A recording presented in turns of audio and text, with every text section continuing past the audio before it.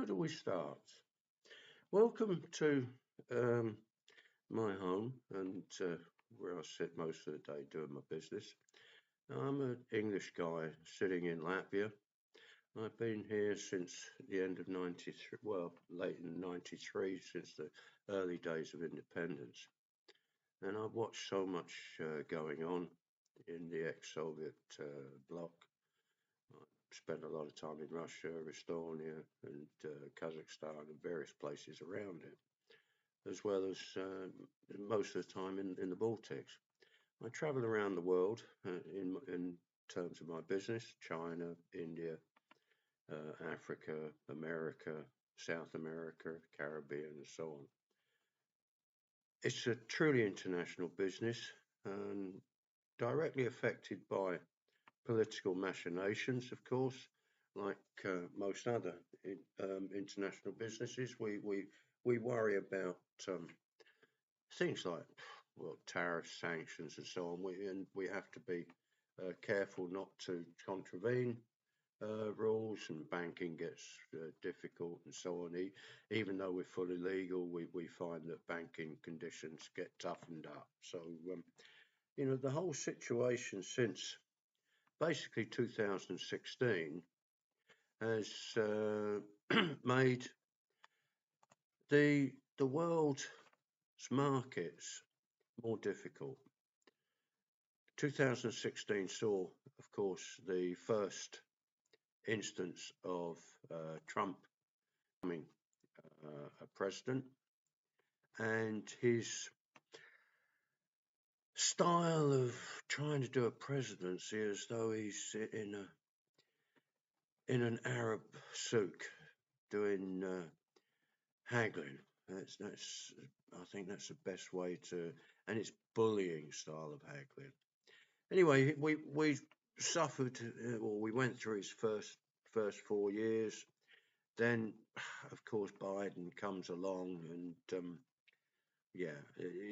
nobody can deny that Biden was in late age, suffering memory, suffering various things, but at least the world was a relatively calm place. He didn't create anything, despite all the claims. He didn't create anything that was utterly out of normal political machination. But for 4 years, there was somebody needling, sticking a knife in, drumming up redneck style support, and come, of course, 2024, what happened was Kamala Harris ran a good campaign, but she just wasn't strong enough to fight the Trump campaign. So on January 20, 2025, the Trump became president again. So many promises. One, in 24 hours, he would stop the Ukraine war. He would sort out the problems with Israel, Hamas. He was going to fix everything in the first few days of taking office. And what's actually happened is reality has come home to roost. Now, Trump is not a sort of person to accept that. And what we see now is his school playground bully tactics of where he's not getting what he wants, so he resorts to the heavy-handed bully style. Yesterday, February 28, I can only say that I was disgusted. I could not believe what I saw. I watched the BBC and various other media outlets recording of the Zelensky, Vance, Trump meeting in the Oval Office. Now, we all know that Trump will always try to command such meetings, to try and push them along paths and roads that suit his agenda. Now that's politics. But he has a bullying way of doing it, and quite often not staying on subject. That he decides to wander off onto other subjects and to create a woolly atmosphere where nobody really gets any answers, but he just lies, tricks, bullies, and so on to get through. And he loves his voice. He loves the sound of his voice. His command of the English language is atrocious, let's be quite honest. Instead of coming out with words that convey the strength of what he wants to say, what he does, he takes the words he knows and repeats them. So he goes, things will be great, great. I'm going to come in with a big, big deal. He can't find the words to put into actual sound what's inside his head. He has a very, very limited childlike vocabulary. And this becomes obvious the more he gets stressed or pushed or people not doing as he wants. Now, yesterday, the meeting of Zelensky, Trump and Vance. Yeah. As I understand it, the whole meeting lasted about 50 minutes. And the first 40 odd minutes of it was supposed to be quite cordial, typical political style, saying, oh, thank you very much for being here. Thank you very much for inviting me. You're doing a good job. We get on well. We can do deals. So, but then in the last 5 to 10 minutes, it took a path which I never thought I would ever see a United States president and another world leader take. And I cannot help but ask myself the question, was that orchestrated? Lindsay Graham, the senator or congressman, whatever you like to call him, the American political system is, it's not exactly the most understandable, is it really? But anyway, Lindsay Graham stood in front of the cameras and said that he had a good meeting with Zelensky before this Oval Office affair and warned Zelensky not to take the bait. Now, for those who are good on English, that simple sentence says a lot. Graham, I think, was saying to Zelensky and to the camera that there was a baited hook extended and Zelensky had to be careful not to bite it, which unfortunately I think Zelensky did and was hooked. And then he had extreme difficulty getting off it. Zelensky was obvious in the interview to have problems at times with his English. It's not his native language. So we have Trump sitting there with a look on his face of, what to do. I think he'd use Vance. Vance was, shall we say, and I don't say this word lightly, insulting. Zelensky asked Vance, have you ever been to Ukraine and seen what's going on there? And Vance, typical Trump person, started his answer with the words, I have been, You then saw him. I have watched the stories. Now, to me, I saw that, listened to what he said, and I immediately thought, hang on a minute, Vance was going to tell a lie there, then realised he was sitting in front of the president of the very country he'd been asked if he'd visited, and realised if he said he'd been there, it would have blown his whole stage act apart. So he, I've watched the stories. Watch stories. Watch the stories. And then he goes on about, and of course you're taking other world leaders and people around the country as a propaganda exercise. How do you make propaganda? By showing British prime ministers, French presidents, or whatever.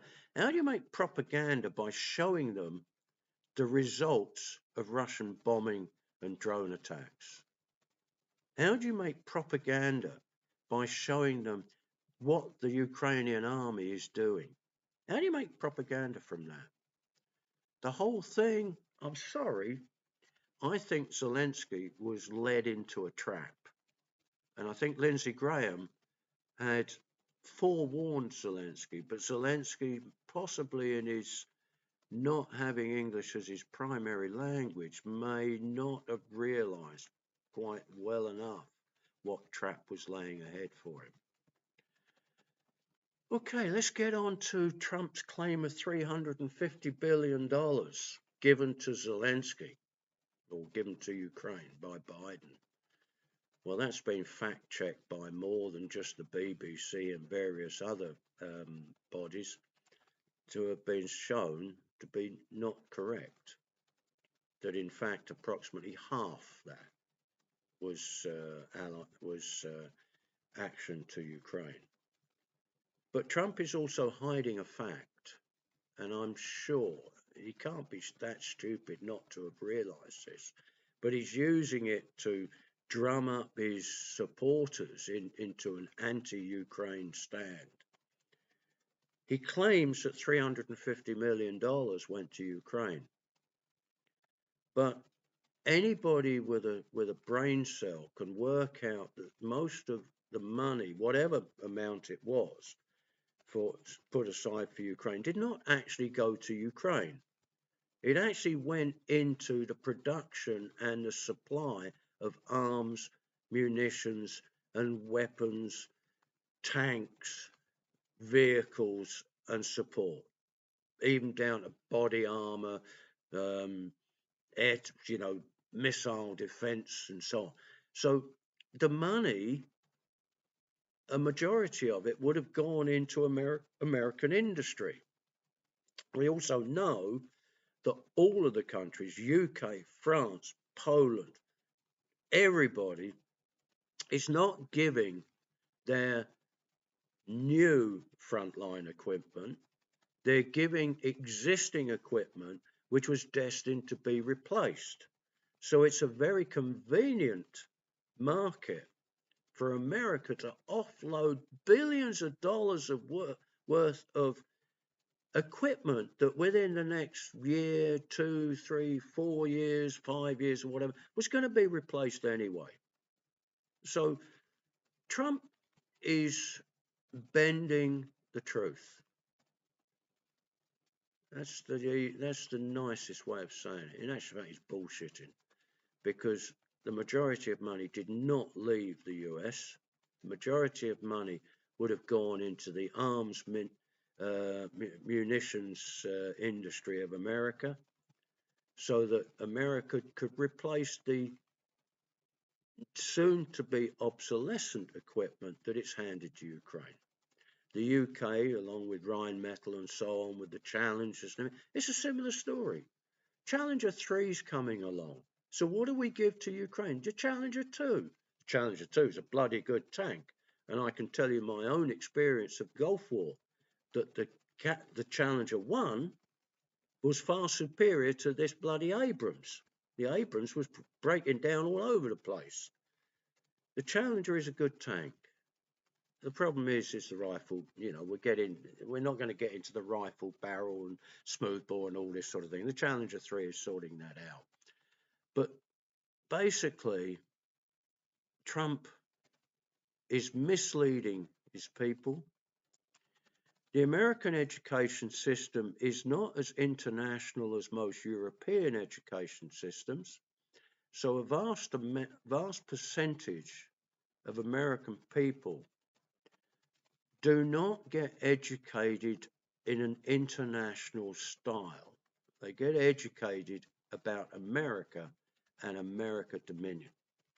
And that's, unless they go on to extreme higher education, that's where it gets limited. So unless they go further and further into very, extreme high education, they don't know about a lot of the history around the world. So Trump is aware of this, and he can feed into this nationalist style education style of America of most people. And they think, oh, Trump is such a great businessman. He's an international businessman, so on and so on and so on. He knows what he's talking about. And here we are. Here we are in 2025 with what is potentially the most serious situation the world has seen for over 80 years. What's happening now is frightening. I'm 69 years old, and I am just praying that the last years of my life and the years for my two sons in the UK and for everybody else's children can be safe and honest. That yesterday's debacle and the insulting behaviour towards President Zelensky. Now, understand, I'm no great supporter of Ukraine. I've seen Ukraine's way with its people and its lack of investment in the towns and villages. Centre of Kiev, centre of Odessa and everything, fantastic places. But go to Kremenchug and places like that. See the reality. Go to Ilyachevsk. Go to these smaller places where the tourists don't go. And you'll see the reality of Ukraine. And I'm talking about before the bombing. Big potholes in the road, gas mains leaking, water pipes burst, people still with horses and carts. Ukraine was not invested in by its government. Corruption ran riot. So I'm not a great believer in Ukraine and everything. But for some, I am 100% against anybody invading another country, regardless of what that country is. I was involved in Gulf War One. I actually got involved in Afghanistan to a small extent, and they showed me how ridiculous it is. I'm a Brit. I've watched Northern Ireland for all my life. You cannot go into another person's domain and expect to have open arms and thank you very much and everything. It doesn't happen. It does not happen. No matter how bad the regime is you're fighting, nationalism takes over. Protectionist nationalism takes over. Trump has not learned the lesson of history. He wants Gaza. Ha! Well, go on, boy. Go into Gaza and see what happens. You'll have a Northern Ireland situation every day. Every single hour of the day. If you think bombs and missiles and mortars and everything against Israel is bad, you go into Gaza, Trump, and you take it over with your American soldiers or builders or real estate people, whatever you like to put in there, and you'll find that the Palestinian people will meld together and be one hell of a kick in the arse to you. And you'll have to learn the lesson because there'll be no other way forward for you. Greenland, Canada, well, Canada, come on, Trumpy. Canada is a very, very prosperous, proud country. It's part of the Commonwealth of Nations. It is proud to be in the Commonwealth. It doesn't want to join America and have its healthcare destroyed, its people bloody bankrupted by going to the doctor. It doesn't want its industry subordinated to the likes of Elon Musk and his henchmen. Canada is a very proud, very prosperous, clean, honest, straight up country. There's no way, Trumpy, you can ever even get Canada to ever want to be part of the USA. They're so glad to have that border to separate from your bullshit. Greenland?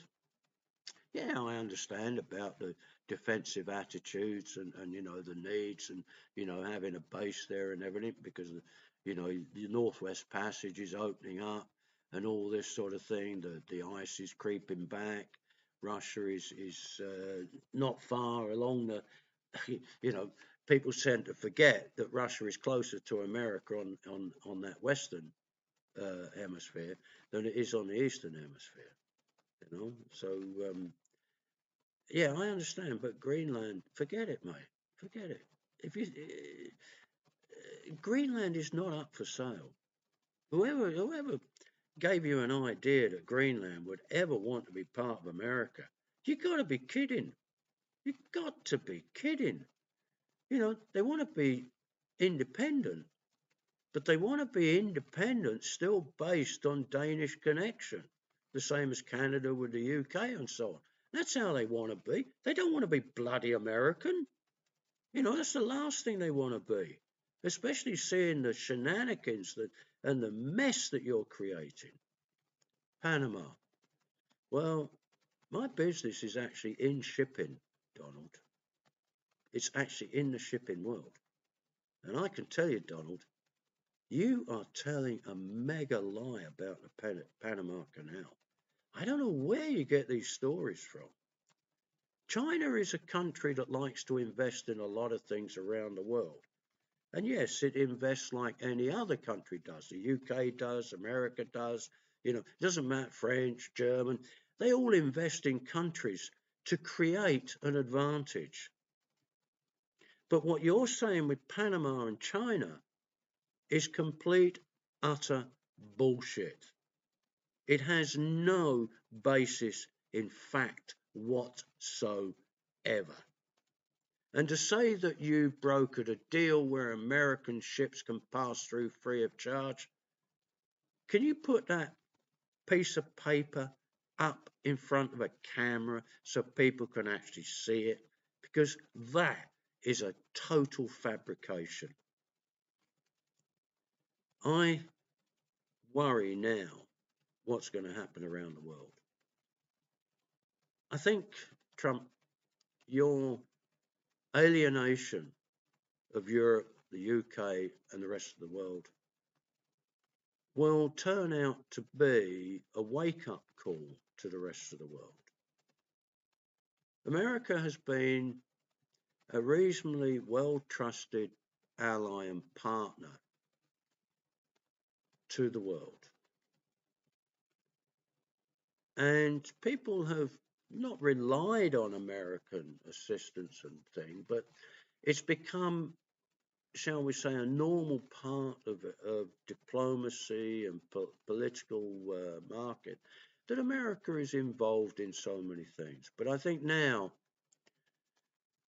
with what you've done in the last since January 20 and your rhetoric leading up to your election, Trump, you have emboldened various countries and blocs like the European Union,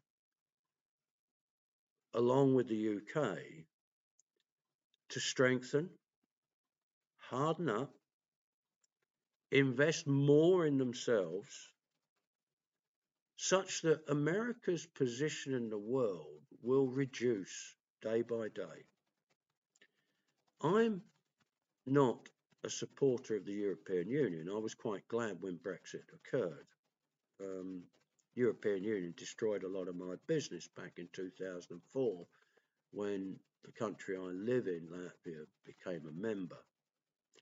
It was devastating for a lot of businesses around the Baltic and so on. The European Union is not as, shall we say, fair as people think it is. But anyway, the UK had Brexit, and I didn't agree fully with Boris. I didn't agree fully with all the Brexit people, but having experienced what the European Union was in the UK, then experiencing what the European Union did in the Baltics, I was moderately glad to see the UK make the choice to leave and do Brexit. What we're seeing now, since the last election in the UK, we're seeing the UK talking more and more with the EU about closer relationships. Now that I agree with. I agree with a closer relationship on trade. I agree with a closer relationship on science and technology and the evolution of the European UK sphere. I do not agree with the integration of the political side, which was happening before, and each state, despite what the EU says, was losing its political independence. I'm a great believer in opening up trade. I'm a great believer in opening up the markets, making it easier to do business, to actually benefit both sides of the equation. This is where Trump misses out. But I think, Trump, you have just created a situation where the UK, being a strong military body, despite its cuts, it's still known to be a good military outfit, has created a situation where the European Union and the UK will work closer together. The European army or military arm, I think, has come a step closer. More investment will happen in Europe. Less money will go to the US in terms of arms and stuff. NATO will become more European orientated. I can only say thank you, Trump, for the world now waking up to the truth of what you are creating, the truth that under your leadership, America cannot be trusted, the fact that the rest of the world will now